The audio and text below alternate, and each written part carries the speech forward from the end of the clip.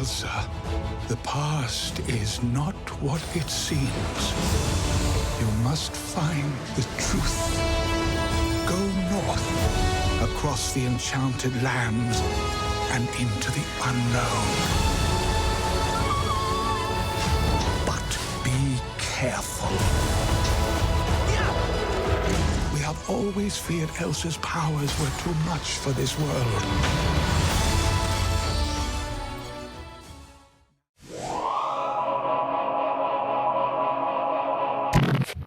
Hello, everyone, and welcome back to Film Optics. And today we have a very special Thanksgiving-esque review here. My name is Christian, and I'm actually joined not by Devin because he is back home for the holidays, but I'm joined by two of my new co-hosts co-podcasts from Cinemania World. We have Larry and Alex. How are you guys doing today? What's up? How's it going? Hey. Happy Thanksgiving. Happy Thanksgiving, everyone. Happy Thanksgiving, We're gonna be talking about some Frozen 2s. It's, it's kind of like autumn and it is the season, kind of, sort of. So before we begin today's review of Frozen 2, I just wanted to let everyone know that you can listen to this podcast on Apple Podcasts, Spotify, Google Play, Stitcher, Anchor. Anyways, let's just dive right in. I'll read the synopsis here really quick, and then we'll go into more of a non-spoiler section, and then we'll finally get into the good stuff, because I know we've been wanting to talk about this on the Cinemania group page for a while, and you know, Dwayne was not able to join us today, but that's okay. He was not, no. A day. He went to go see 21 Bridges. It's fine. It's fine. It's fine. No. But, I'm seeing it tomorrow, so I'll definitely see it after I've seen everything else. But after I've seen everything. oh man! All right, so the synopsis reads as Anna, Elsa, Kristoff, and Olaf and Sven leave Arendelle to travel to an ancient autumn-bound forest of enchanted land. They set out to find the origin of Elsa's powers in order to save their kingdom. Directed by Chris Buck and Jennifer Lee. Writers Jennifer Lee, and story also by Jennifer Lee. Stars Kristen Bell. I can never pronounce the girl's name who plays Elsa. Gail Dazim. Yeah. Oh, man, Her. Menzel. Yes, Miss Menzel. And Josh Gad, just name a few. So I guess we'll just go around the table here really quick. Just ask you guys individually. I'll go last. So what are your guys' initial thoughts about the announcement of the trailer? Like, we're on Film Trade or whatever, and we say, oh, Frozen 2 is coming up. What was like your initial thoughts? Like, did you think it was too soon? Did you think, why is this being made? The first one ended on such a good note. I guess we'll just start with Larry. I think it was pretty clear why it was being made, so I wasn't really shocked in any sense, just kind of waiting, honestly. Become it's hard, especially as a Disney film, to become a cultural phenom like Frozen did and not get some sort of sequel. We've gotten all of these little shorts over the years. Animation does take quite a while to actually complete. Obviously, it takes years to put the actual product together and animate everything. So I think they got it up and running as fast as they could. That billion roll in. No, and definitely not too soon. I think obviously the box office numbers for this one show, the kids are still hungry for it. Adults are still hungry for it.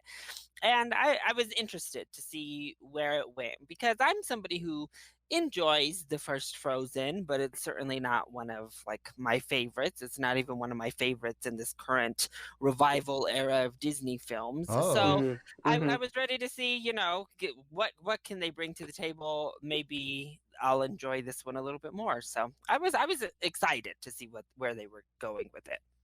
All right, Alex, your thoughts? Yeah, I was excited to see where they were going with it too. When I saw that trailer, I was just like, man, this looks way different from the first one.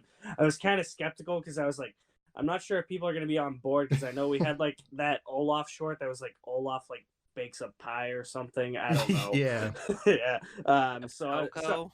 yeah, Lord. yeah, yeah, that one. And so I wasn't sure if like people were gonna be on board. I figured people were gonna be like, oh no, another Frozen movie. Like I thought it was just gonna get review bombed and all that. And like there were some comments when the trailer first came out where it's like another Frozen movie, but the first one made $1 billion. I think it made over $1 billion. Yeah, it was something insane. It's inevitable, mostly because Let It Go was overplayed on radio stations everywhere. A good song, annoyingly good song. It is really good, man. I was actually listening to it a few days ago. I'm like, it just you know, it's a not much of a headbanger, but you know, it's got a groove to it, and you're like, yeah, let's do this. I don't know. Yeah, it gives you hypes right? a little bit. Yeah. So yeah, I'm not surprised that there's a sequel, like especially since the first one made over $1 billion. I think 6 years is a good time frame. Like, I think it like, when did Wreck-It Ralph come out? I couldn't even tell you. Yeah, 2012. I think it was 12, and then the sequel came out last year. So yeah, I think they're spacing these sequels to these animated films out pretty well. Yeah, I was a little bit nervous, I'm gonna say, because that sweet spot, like the 6-year-olds, Yeah. with, you know, like 12-year-olds, and 12-year-olds get this like too cool for that crap they watched when they were kids vibe to them. So I was a little bit nervous. I was like, oh gosh, are all these like little middle schoolers gonna be like, ugh, I don't watch Frozen. Dude, that's exactly how I was for the longest time. I was like the only thing I'd watch was like Toy Story. Like, no shame, I love Toy Story. So it's just like, yeah. So it was, but like if like the Incredibles, like I didn't watch the Incredibles for like 14 years. I was like, I outgrew that. I don't need to watch that. And dude, that movie still slaps. That movie's awesome. Yeah. Like I rewatched it before Incredibles 2. I was like, that movie is great. It really is. Yeah, I did the same thing with Frozen. Because when I originally saw the announcement, like the first trailer where, you know, Elsa's gearing up to go, I'm like, oh my god, you know, she's gonna cross the sea, like something is gonna happen. And I was like, holy crap, it's Elsa, the last Icebender. Let's go. I was very, very excited. And that's kind of what I took from it. But honestly, I don't think I saw I didn't see Frozen when it was first released because it was still like at that stage. I think it was, what was it, 2013? I was like 19, so I was still like ugh, like it's a kids movie. Like I heard it's really good, but I don't want to be like, I don't want people to know I'm associated like watching these things. And then I finally watched it in like 2015 or 2016. I was like, holy shit, this is amazing. And it got me back into animation. So that's Frozen. Hooray for Frozen. Yeah, I think it came out when I was in college. I was dating a girl at the time. She wanted to go see it. I was like, sure, why not? And I was like, this like oddly reminds me of The Lion King in some way, shape, or form. Like well, the first one did, at least, not the second one. But I don't know. It was just something about it. I was like, I dig it. So I was like, yeah, I'm a Frozen fan. But man, oh man. So I guess the next thing I would ask you guys really quick. So did this well, did you guys just want to get into spoilers now? I mean, I feel like we've been waiting for it for a while. You know, we're like tiptoeing it around on like obviously the group chat. But okay, so let's just get into it really quick. What are both of your thoughts about the no villain aspects of this film? Alex, go ahead and take this one first. Okay. I've kind of complained about it on social media. I'm kind of conflicted because I can see where the argument can be made where the movie doesn't need a villain. Like, it's more about the internal struggles that Elsa's dealing with, and I like that aspect, but at the same time, I feel like the movie was building to have a main villain, and then when there wasn't a villain, I was kind of like let down by that because I felt like there wasn't a conflict, and then it felt like also the stakes just weren't as high in the movie. So I kind of left like feeling like like didn't really care all that much. But at the same time, like, I think you guys feel differently, and that's totally fine. I can see where you guys would come from if you think there shouldn't be a villain in the movie. I can definitely see that argument as well. All right, Larry, any rebuttals there? I do think it's actually pretty similar to Moana, which was the last film that kind of got that criticism of having no villain, where both movies seem to really build toward.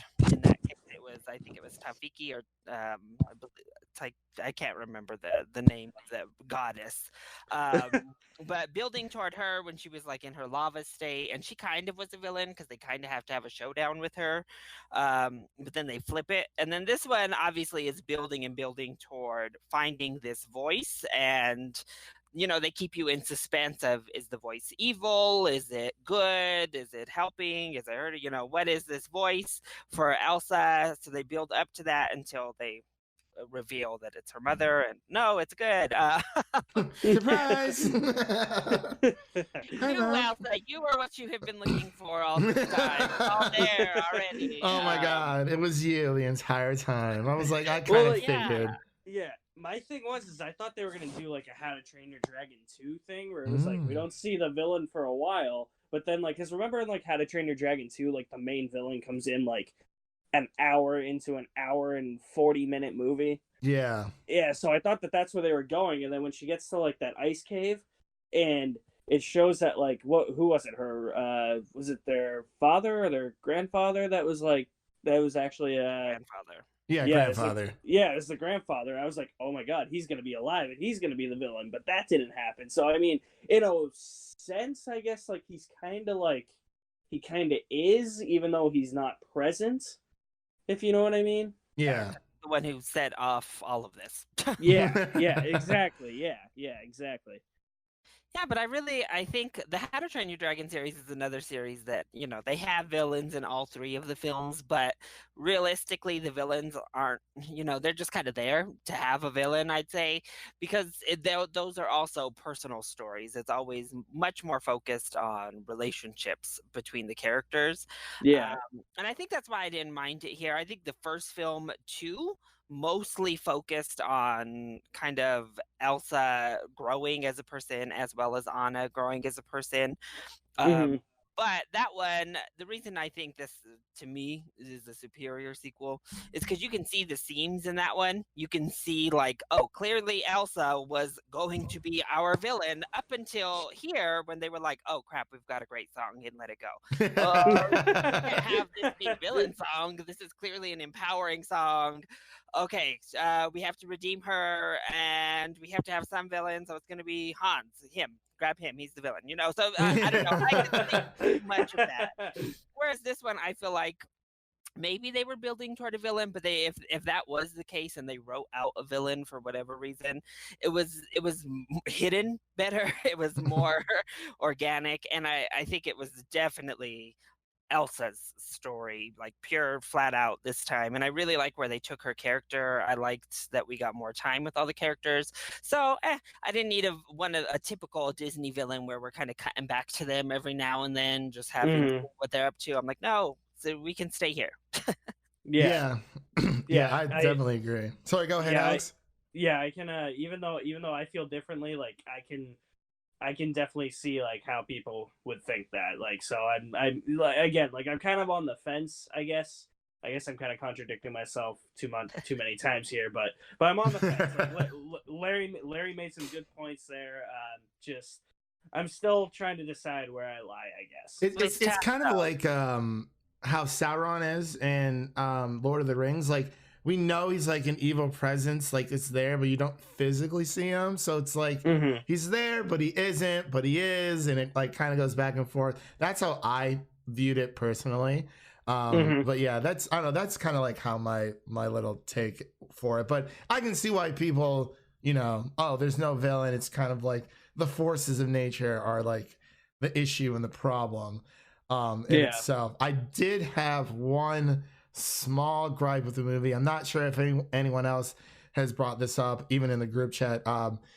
Towards the very end, where Elsa just goes Avatar state and just completely saves Arendelle from the flood, I thought that Arendelle was going to be destroyed, and then they would do the whole, oh, you know how Asgard got destroyed, but it's like, oh, Asgard isn't a place, it's the people. I thought they were going to throw that in there for Arendelle, and they were relocate somewhere else, and then that can kind of like, you know, build up to a, you know, to make this a trilogy if they wanted to, but that didn't happen.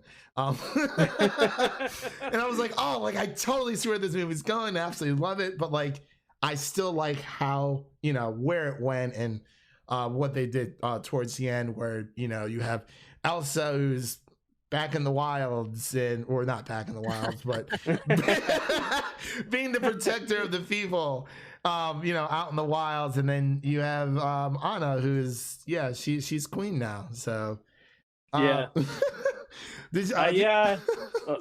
Sorry, go ahead. Well, what were you gonna ask first? Oh, I was just gonna ask. Did you guys have any like scenes that you didn't care for, or any favorite parts in the movies that really stuck out to you that you really enjoyed? For me, there was I really liked the end when like those rock giants came together and they were trying to escape from the rock giants. I thought that was really fun.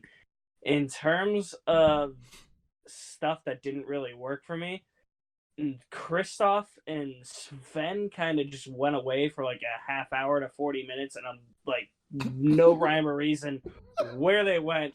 He went to propose. Like, thank you very much. Dancing with his reindeer circle. Yeah. He was trying to make it perfect. That's right. I also thought Olaf was really annoying in this. Oh, yeah. Larry. Yeah. I find it interesting. I liked Olaf in this one. Olaf a lot more. The first movie he graded on me a lot more than he did. Really? This time I actually thought he was funny, except for his song. He still has like the weakest songs. Yeah, he does. Yeah, I like the first song in the first movie more than the one from this one. I liked it more too, and I didn't really like In Summer either. So. Yeah, I think the problem with Olaf in this movie for me was that I feel like he's always been geared more towards kids, but it seemed like the jokes were geared even further towards kids in this one. Because I didn't laugh at anything he said, really. Oh, really? I did. It was like he was going through like his own version of like puberty. I thought it was hysterical.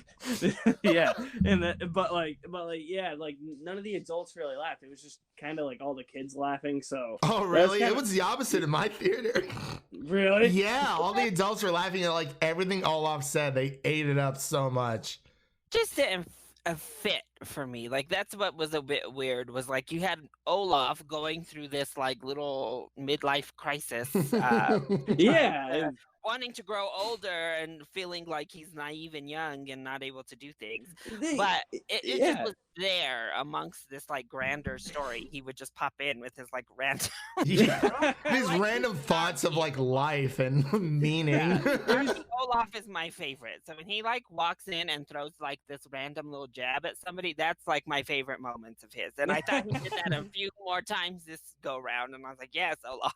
Especially when he's like explaining the entire plot of Frozen 1, like to the that scene was funny. That was so hysterical. Yeah. Oh my! It was like castle for one. And then another problem I have with Olaf in this movie is when he died, it was so obvious he was coming back to life. Yeah, it was still sad. I teared up a bit. I'm not gonna lie. I was sad. Really? Yeah.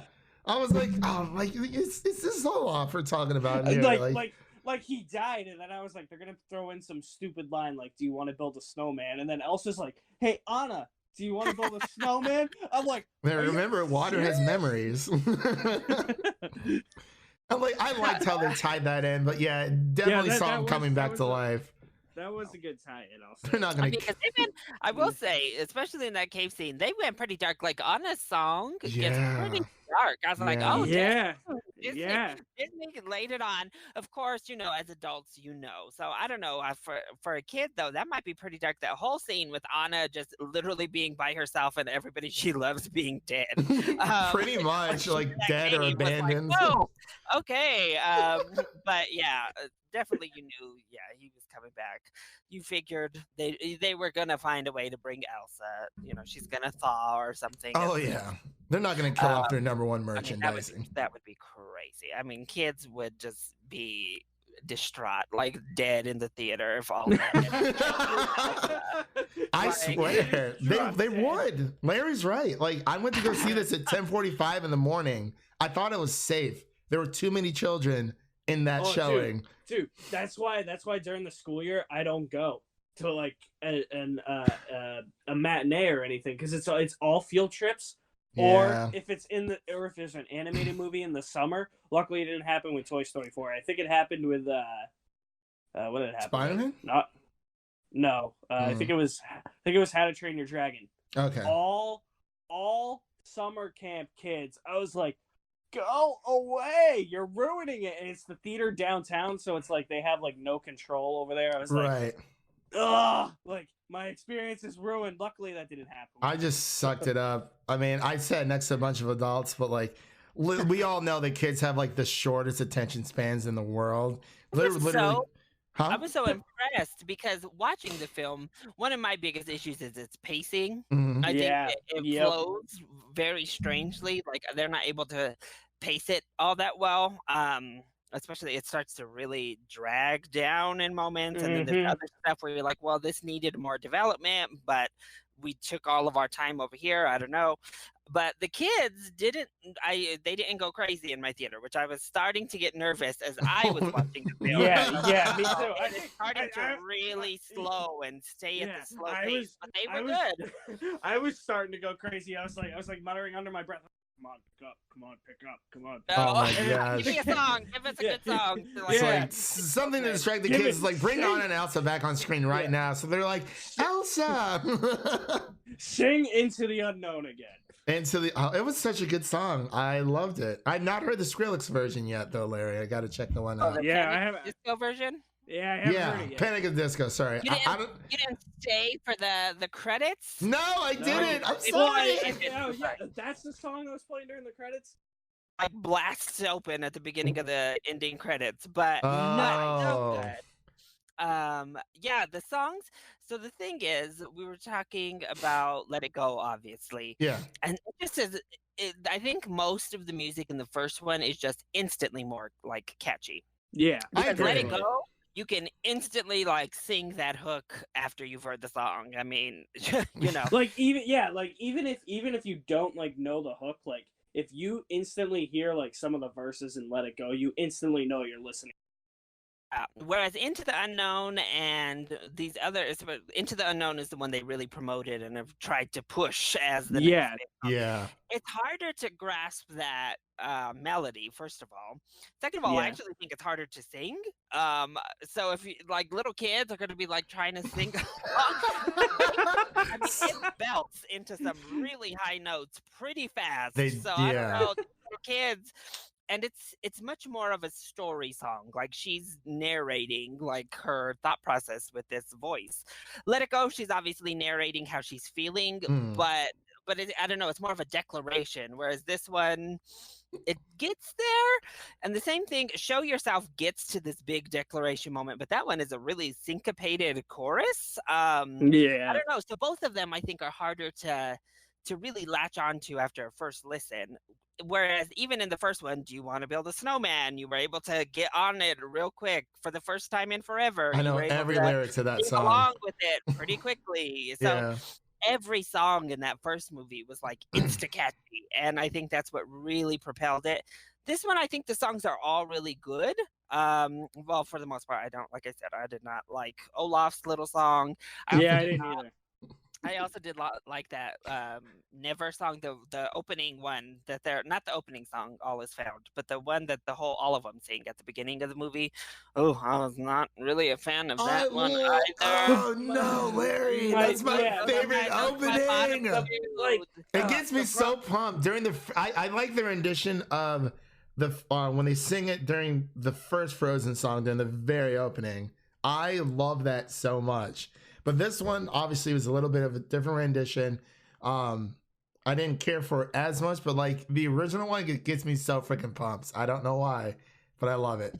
I love it.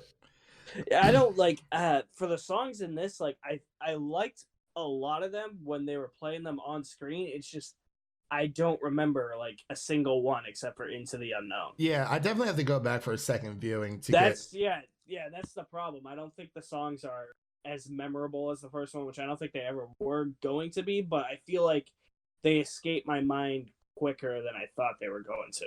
Yeah. And even when looking at something like, Moana, that one, You're Welcome, had an inst pretty quick, like, you learned it, obviously, or How Far I'll Go. Kids could sing along with that quick. This one, I think because I've seen a lot of people kind of complaining because they think Show Yourself is much more in line with Let It Go. But again, I think the reason they're pushing Into the Unknown is because it is at least easier to remember than Show Yourself. Yeah, he's right. So it's easier melodically to just catch on to, and that's what you got to push. That you can't.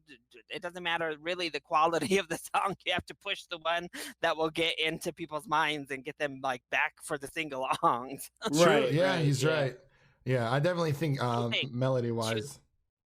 Sorry, go ahead. You think Frozen can get 2 songs into the best original song category this year? Oh yeah, I think so. Yeah. Which one do you think gets in? It would probably be Into the Unknown because, like you said, they have been pushing that a lot. But I think Show Yourself, to me, I personally like a lot more.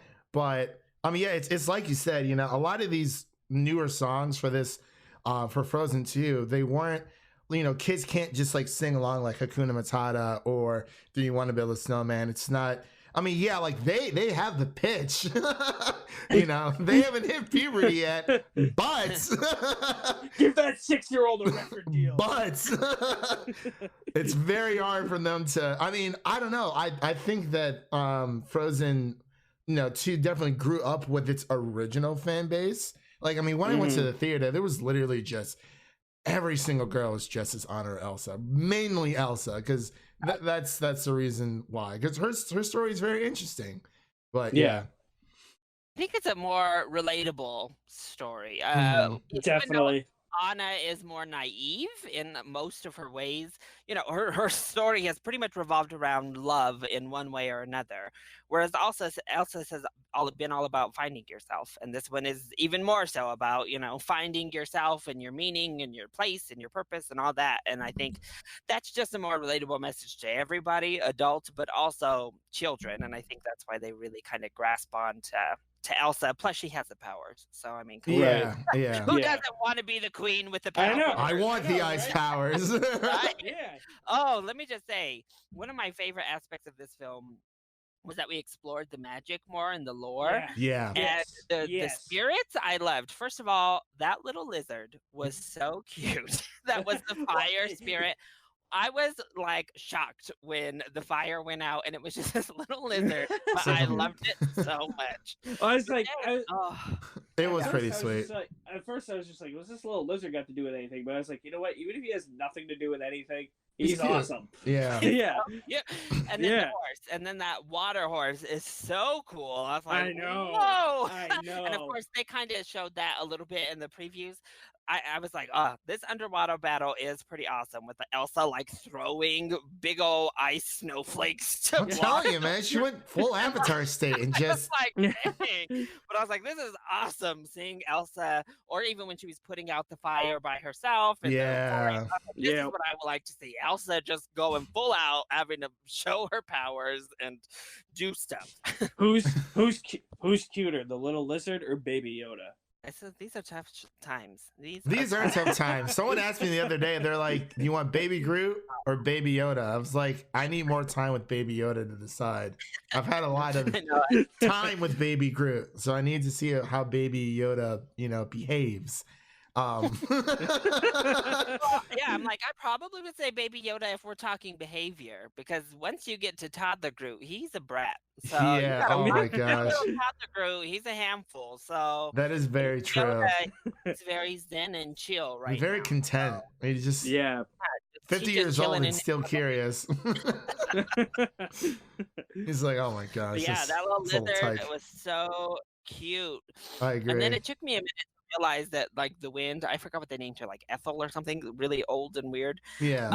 The her own character. The wind was its own being in this film. I was like, oh, Pocahontas, you're here. That's exactly what I thought too. That's what I was thinking too. They blow leaves because there's no other real way to tell. Oh, the wind is present with us, so there's always leaves in the wind. But it looks very reminiscent of Pocahontas. Oh, absolutely. It's like, you know what? Let's just throw a little bit of Pocahontas in there, and hopefully nobody will notice. But guess what, ladies and gentlemen? Now we know definitively, y'all. We know definitively. This has nothing to do with Tarzan.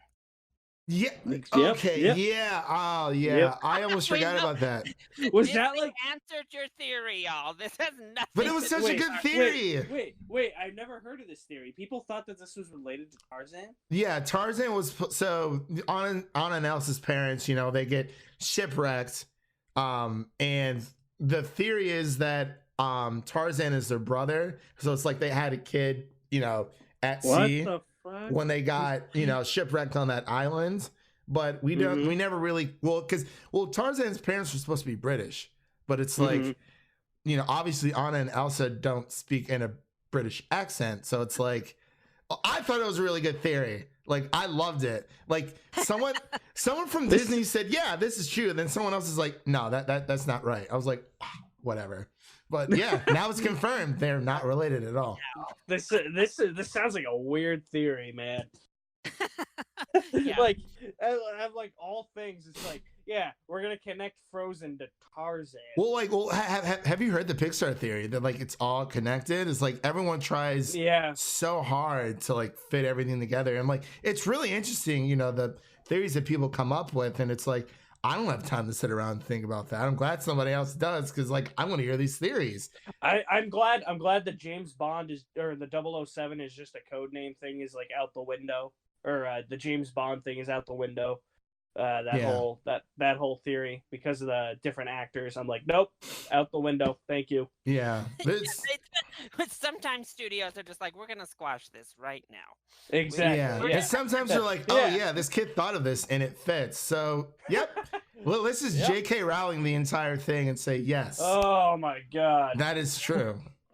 But I don't know. So I guess Larry, were you a big fan of the theory of the whole Tarzan Frozen? I thought it was definitely interesting. I mean, it's always those are just kind of like fun for me to delve into a little. I obviously never thought they would validate it. That's it. I'm telling my kids Elsa was Jane. Oh my gosh. Those memes on Twitter, they're brilliant, and some have gone so far, but it's amazing. They're getting annoying now. Yeah. Some of them it's like, okay, that's funny. Others it's like, okay, let's put the brakes on this. But, yeah. I don't know. So I guess sorry, go ahead. Basically being like a spirit goddess. Yeah. Well, I really like how, when the like ancestral guardians, nature guardians. She looked very majestic on that horse. Like, I mean, the animation in itself, like, we come from the first Frozen, she's singing Let It Go, and like, her hair is like tied up and she kind of, lets it loose a little bit. But by the end of Frozen 2, it's just, she is who she's supposed to be. She knows who she is. She's completely free. She still has worries, obviously, during the beginning of Frozen 2, where, Anna goes to Kristoff. She's like, does Elsa seem like odd to you? And he's like, she seems like Elsa. Like, she's always seemed kind of cold and distant. And, she has these powers. And it's like, what does this mean? Why was I born, with this and not my sister? For the longest time, I thought towards the end of the movie, like Anna was going to end up with powers. I'm like, oh crap, they're entering the MCU. Let's go. Anna and Elsa, let's do this thing. And I was like, oh, never mind. She's just herself. So, yeah. I don't know. So did this one fall short, meet your expectations, or exceed your expectations for Frozen 2? Fell a little bit short, but I mean, I went in thinking it wasn't going to be as good as the first one. Yeah. Probably shouldn't go in with any mindset at all. And I walked out. I was like, yeah, that wasn't as good as the first one. Slightly disappointed. I wanted it to be a little bit better. Maybe it's because I wanted that villain, but I mean, I didn't hate at all what I watched. Like I was like, this is still a really good like animated movie. Like very solid. yeah, yeah, it's very solid. I have no problem like watching this and Frozen like back to back at all. Like I still, it's a movie I would definitely rewatch. Yeah. So sorry, go ahead. Despite like all the problems I have with it. Okay, Larry, what about you? I would say it's probably about on par with what I was hoping going in. I there for a minute I had really gotten excited for it. They released these songs, and like I'm biased with Panic at the Disco, so I was listening that's to all that. good, man. Don't worry about it. I was I thought the trailers looked great. Oh, yeah. And I was like, okay, I'm pumped. This looks like it's going in a cool direction. But then I had to calm down. I was like, wait a minute, you didn't even love Frozen. Like, He said, hold yourself there, Larry. Hold on. Excited for a sequel to a movie that you like, So yeah. I calmed down. I went in, and for me personally, I do think this is better than the first one as a film. I don't think it's gonna catch cultural zeitgeist like the first one, just because I don't think it doesn't have that spark to it that the first one. Right. That just undeniable, unexplainable spark that first one had. But I just really liked how they took the time to develop these characters. We spent a lot of time with their relationship. I enjoyed building out this world. I do think it's inconsistent in its tone a little bit. It's definitely not paced. The pacing could be better, I guess I'm trying to say. Yeah. But overall, I think it's a really good follow-up to the first one, and like a mature follow-up to the first Frozen that I enjoyed. Yeah, I totally agree. So do you guys think there'd be like a potential for a sequel? Maybe. I know Disney normally doesn't do threes unless it's Cars 3, which should never have been. Pixar will do. Yeah, Pixar will do 3 or 4, and now that we know Toy Story 4. But because I know a lot of, Disney sequels normally don't do that well. I remember, Tarzan 2, Mulan 2. I actually like The Lion King 2 a little bit better. It's probably one of my favorite Disney sequels. But do you guys think that they would eventually, if the time is right, or if there's a story to tell, do you think they would make a Frozen 3? I think if there's a story to tell, they'll make it. Also depends on how much money it's making. I mean, it's gonna break bank anyway. Yeah, I mean, it's already made $358.5 million worldwide. Oh my gosh. Yeah, I mean, me personally, I just can't see it because the way that this movie ended, it felt like the movie was complete, or like the story of like both movies was complete. Right. But I mean, if they decide to make a third one sometime down the road, I mean, I'll be there. Like he's like, I'll be there day one. 6-year-olds in the theater. Let's go. Yeah. Yep. Exactly. I think there's some interesting ways they could go with the story.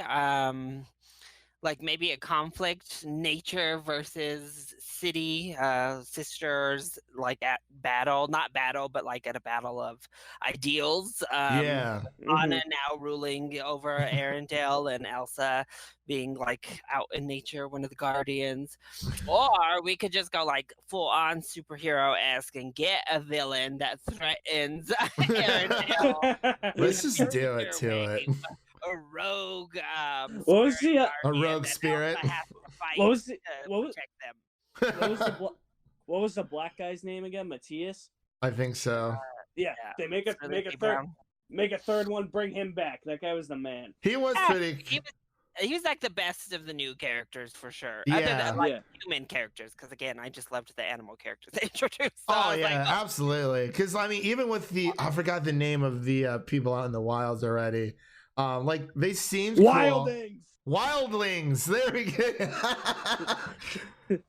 Wildlings. Down behind the wall. It's all connected. This is oh my gosh. This is what's behind the wall, guys. That'd be amazing if like Kit Harington just voiced a character from out there or I something. would lose my mind. It's so weird because it's like I remember there being like an ice palace and like How to Train Your Dragon 2 or something, and then Kit Harington's like voicing the voice in that. I'm like, this is strange. Yeah, it's like I see Starts nothing riding but the dragon, and then he's riding dragons in season 8 of Game of Thrones. Like, Elsa's gonna have like a horse Pegasus or something, I swear. And just wreck Arendelle. She's like, I'm freezing this Sub-Zero this time. None of you are getting out. yeah. Last time it was just a light flurry, but this time we're going Mr. Freeze. What do you think of Kristoff's little musical moment? I liked it. I really did. Like, it was sad. But again, like you said, like the song in the first the movie was more catchy, and I mean, I don't know. I felt bad for Kristoff the entire time because he's sitting there, he's trying to propose, and then he kind of just does it. I thought he was going to do it in like a bigger way, but he's just like, oh yeah, I have to propose. And then, yeah, Anna says yes, and that's it. That's it. That's all she wrote. Yeah. There's a lot of, I think, like it's not really breaking the fourth wall. It's very self-awareness in this one compared to the other one too that I noticed. Like with Kristoff's song, they literally like stop the movie to do a 90s, 80s ballad, Yeah. power ballad music video for 3 minutes. It was very well put together though. Yeah, I was like, oh wow. The reindeer start talking. I mean, it's just like a full-on music video fantasy. And I mean, yes, they perfectly replicated like power ballad music as well as music video. And then Elsa, of course, they do the whole thing with Olaf doing her strut, but then she's like embarrassed over Let It Go in this movie. She's like, oh my God, I just want to forget about that. Yeah. Like, Yeah, when she's going back to the memories and she's like, oh, I don't want to. Be proud, dang it. But no, so I thought that was interesting too, how just kind of aware they made the characters of their past version themselves. Yeah, I really did.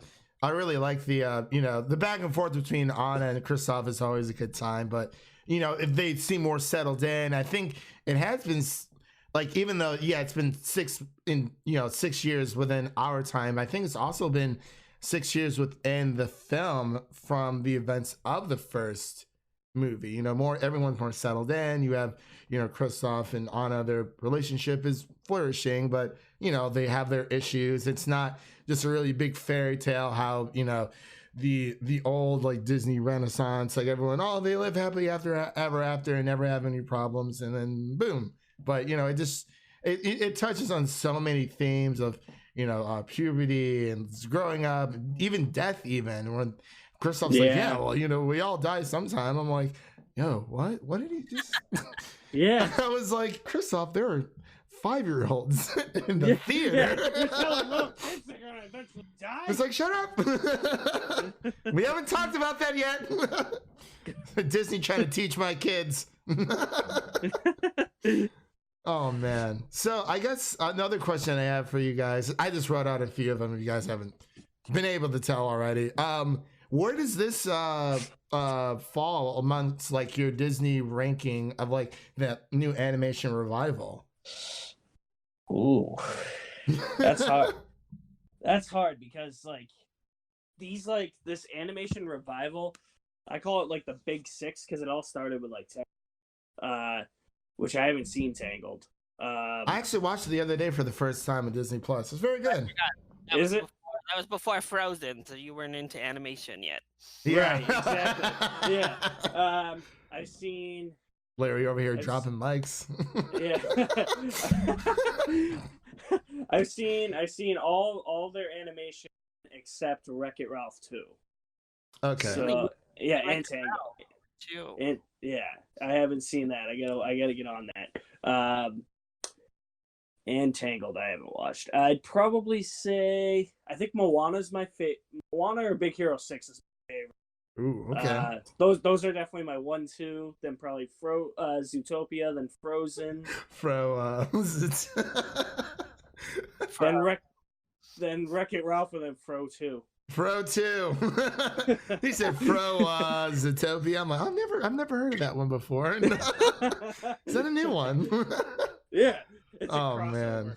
I guess Larry, what about you? I know this is a very big thing. I saw your video the other day about, you're ranking your animation revival site. I did a revival era ranking. So technically it goes back to Princess and the Frog is what is considered like the start of Okay. Oh, that is true. Gotcha. But, I think it's, I don't know, some part of me is like, I feel like the CGI ones are better compared to each other.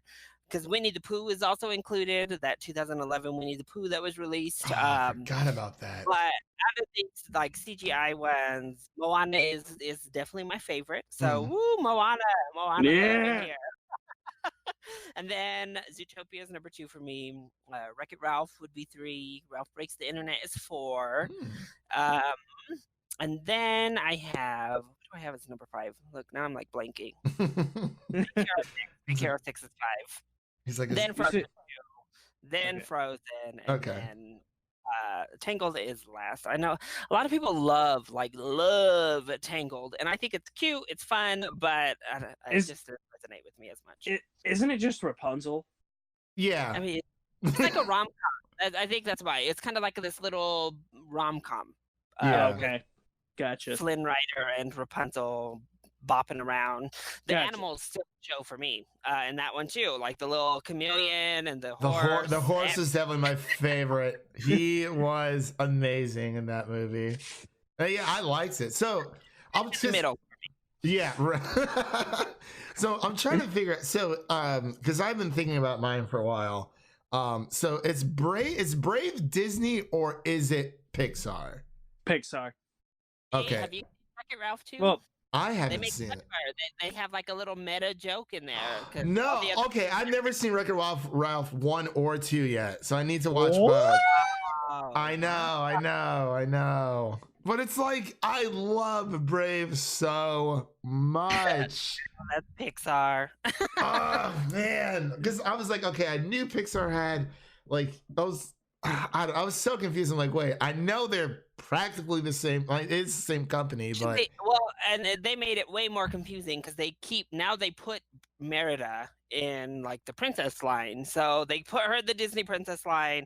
That's why they made that joke in Ralph Breaks the Internet. They're like, oh, nobody can understand her. She's from that other studio. No. So, No. So I mean, they get real referential in Ralph Breaks the Internet to Merida being the oddball out princess. Wow.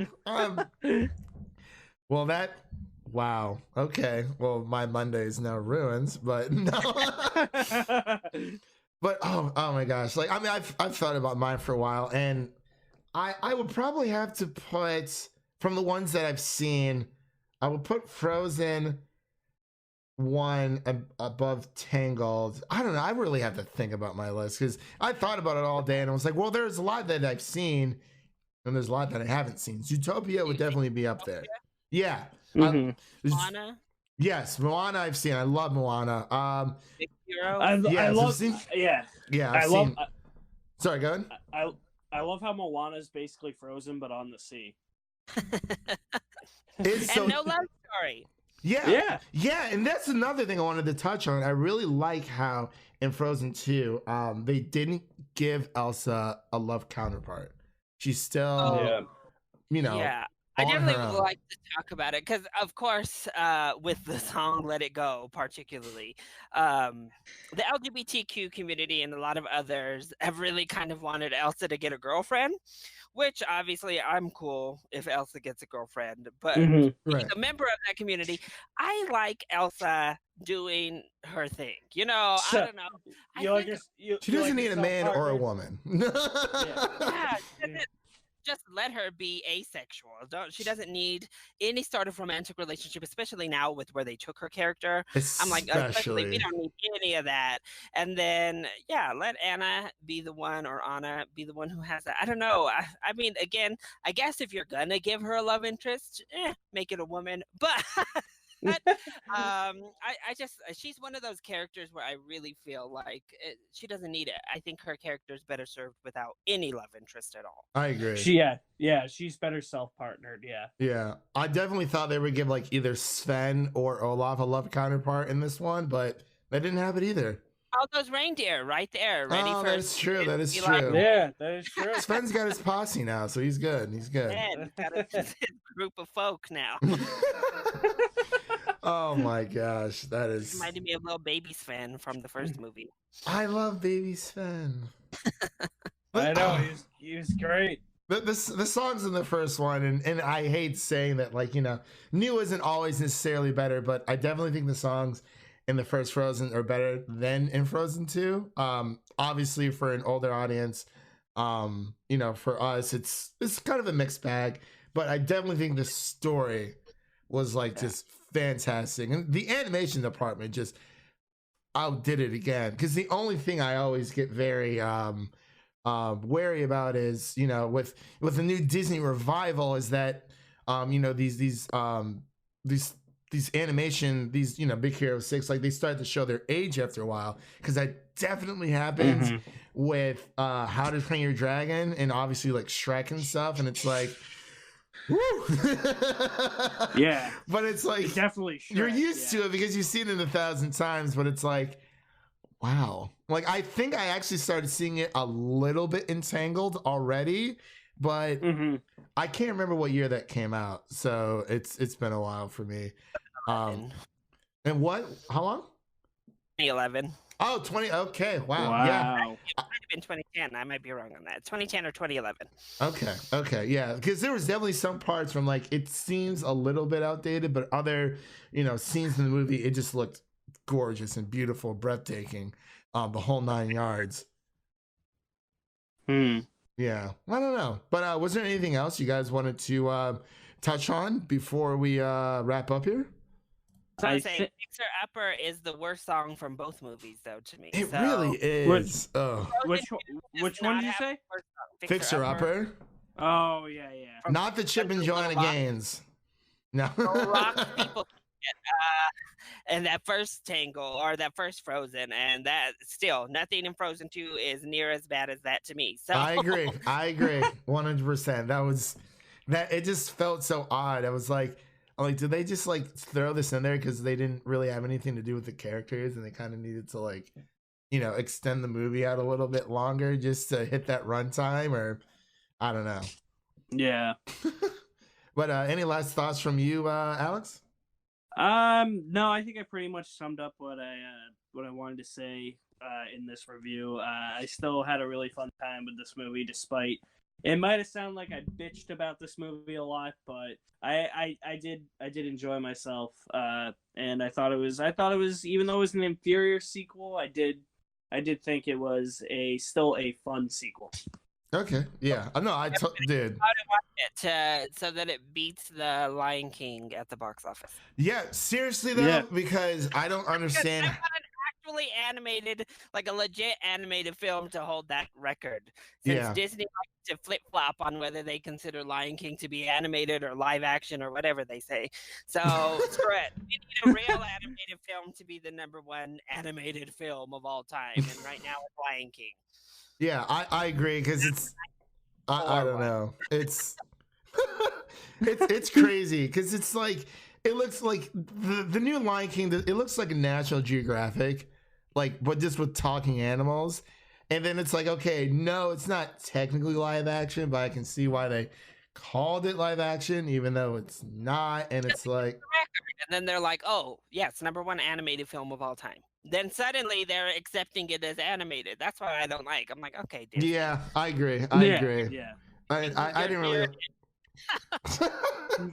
I didn't really like it that much either, because it's like the two really quick the two main scenes, like, okay, when Simba's talking to Mufasa in the clouds, I saw new Mufasa on those clouds. I just saw clouds. I did not see a lion's head in the clouds. I just saw talking clouds, and that was it. I was like, okay, that's weird. And #2, when Simba first meets Rafiki, and Rafiki hits him over the head with a stick, And he's like, "Oh, that hurts." And Rafiki's like, "Oh yeah, the past can hurt, but there's two things you can do." He's like, "You can learn from it or you can run from it."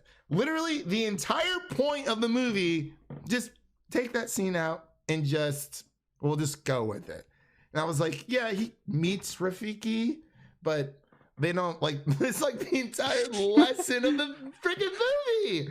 And I'm like, it's just not there. It's like, oh my God, like whatever. But all right, I'm done with that. I guess that wraps it up here for our Frozen 2 review. Thank you to Larry and Alex for coming on from Cinemania World podcast. Let everyone know where they can find you on the internet. Alex? All right. You can find me at alexmaddenmovies.strikingly.com, and you can find all my social media links there: Twitter, Facebook, Instagram, YouTube, Stardust. Oh, so. Stardust. No. Yeah. And Larry, where can they find you? You can find me at LC Screen Talk on YouTube, as well as Instagram and Twitter. All right. And you can find Film Optics over at Film Optics. Optics is spelled OPTIX. And you can also follow me on my personal Twitter, which is Eulenberger7. That's EULINBERGER 7. I don't really use like our Film Optics Twitter as much as I should, because I'm so like sucked into my personal one already, because like especially after joining the Cinemania World crew and everything, it's like I feel like it's just easier to like use my, and it's like crap, it's really hard to like run 2 Twitters at once, so I need to find someone to like run the Film Optics one or whatever. I'll figure it out. But also, before we go, everyone who's listening, don't forget you can listen to this review here on Apple Podcasts, Google Play, Stitcher, Anchor, and Spotify. Wow, I almost forgot one there. And don't forget to leave a 5-star review. And leave us a review or comment. Either this is also going to go up on YouTube as well. Either the comment section down below on YouTube, or leave a review on Apple Podcasts. And we'll see you guys in the next one. Yeah.